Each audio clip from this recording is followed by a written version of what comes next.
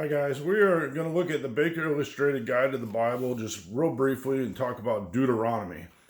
And as we're going through the Old Testament, we're at the point where the Israelites just suffered through wandering in the desert for 40 years. They are now a new generation of Israelites that are coming about, and they're sitting right at the camped at the plains of Moab and about to cross into the Jordan into the promised land. And that's where Deuteronomy basically picks up and where we're going to go. And just a brief outline of Deuteronomy. There's the first speech of Moses, which is a review of the recent relationship between God and Israel. Then there's the second speech of Moses, which is the terms of the covenant between God and Israel.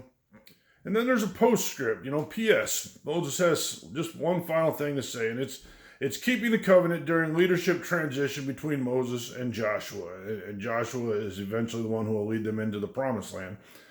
The message of Deuteronomy is, defines the terms which Israelites can live in the promised land. And it's God's terms. God is the one who sets the terms. He dictates the terms to the Israelites.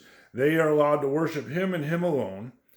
And then there's consequences for their disobedience, and that's clearly laid out. And as we read Deuteronomy, hopefully you'll see that. Lastly, in the book, page 31, it says this: Deuteronomy turns our gaze forward to the prophets and to the New Testament, presenting us with the sobering reality that the Israelites, and we too, are simply unable to keep God's law. Thus, they find themselves under God's judgment. The Israelites' only hope lies in God's grace and God's faithfulness to his promise to Abraham, as well as his promise of a new and better system in the future.